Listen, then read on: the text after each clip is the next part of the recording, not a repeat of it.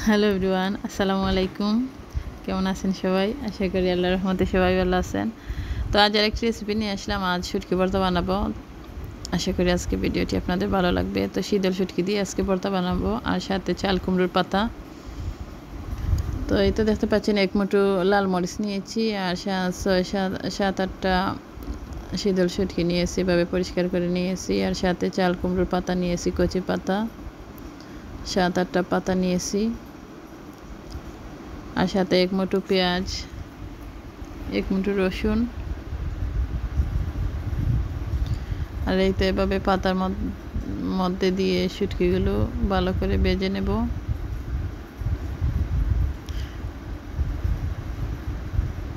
পাতার মাঝে দিয়ে শুটকিগুলো একটু বাঁশ দিয়ে এভাবে দিয়ে নিচ্ছি, যাতে কড়াইতে না লেগে যায়।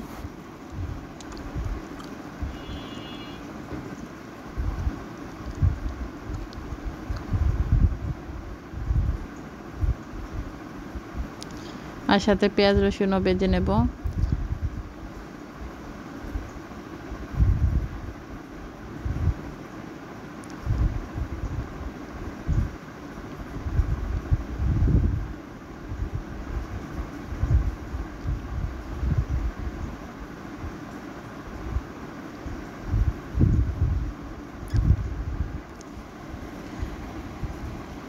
আর পেঁয়াজ রসুনটা এভাবে কড়াইতে লেগে যায় এমনভাবে দিতে হবে যাতে তাড়াতাড়ি হয়ে আসে।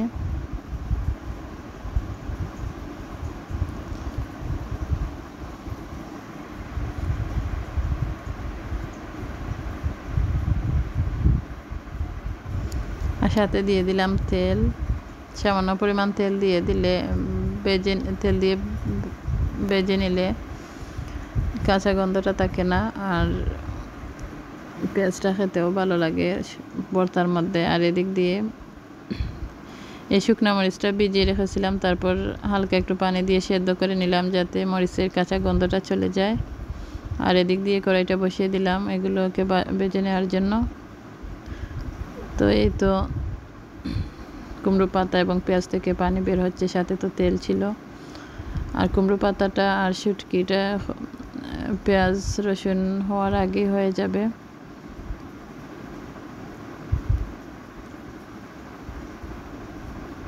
একটু নেড়ে চেড়ে দিচ্ছি। মনে হচ্ছে কুমড়ো পাতাটা ভালো করে সেদ্ধ হয়নি, আরও একটু সেদ্ধ করে নেব, তাই ঢাকনা দিয়ে দিলাম। এখন শুটকি এবং কুমড়ো পাতা তুলে নিলাম।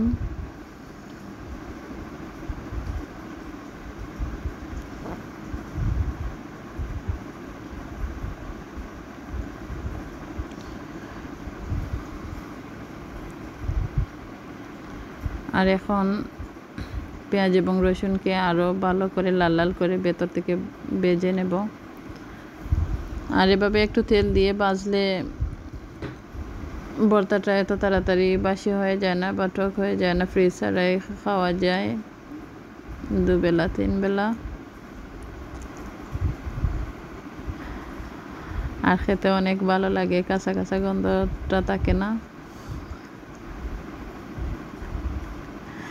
এই তো দেখতে পাচ্ছেন পেঁয়াজ রসুন আরও ভালো করে ভেজে নিচ্ছি। আর এই শুটকি ভর্তাটা পেঁয়াজ রসুন যত সুন্দর করে ভাজা হবে ততটাই খেতে ভালো লাগবে ভর্তাটা।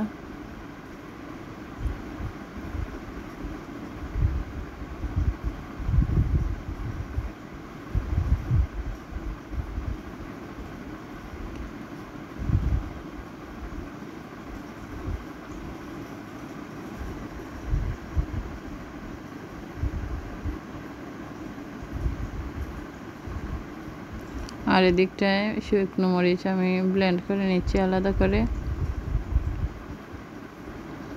আর এখন দিয়ে দিলাম কুমড়ো পাতার ভর্তাটা আগে করব, তাই পরিমাণ মতো শুটকি, পেঁয়াজ রসুন, মরিচ বাটা দিয়ে আবারও ব্লেন্ড করে নেব স্বাদ মতো লবণ দিয়ে।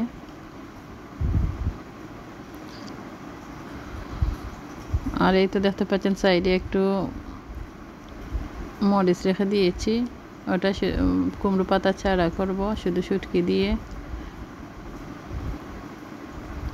আর এই তো ব্লেন্ড করার পর কি সুন্দর একটা কালার আসছে, আসলে খেতেও খুবই ভালো লাগছিল এই দুইটি ভর্তাই।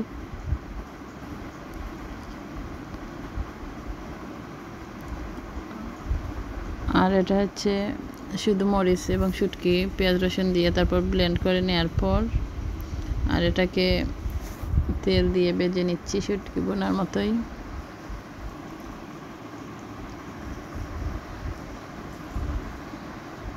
তো এটাকে এভাবে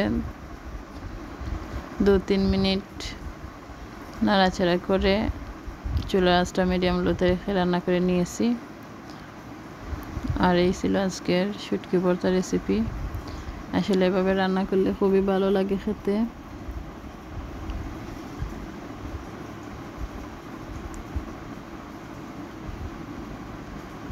আশা করি আজকের ভিডিওটি আপনাদের ভালো লাগবে। যদি ভালো লেগে থাকে তাহলে একটি লাইক করবেন, চ্যানেলটি সাবস্ক্রাইব করবেন। ভালো থাকবেন সবাই।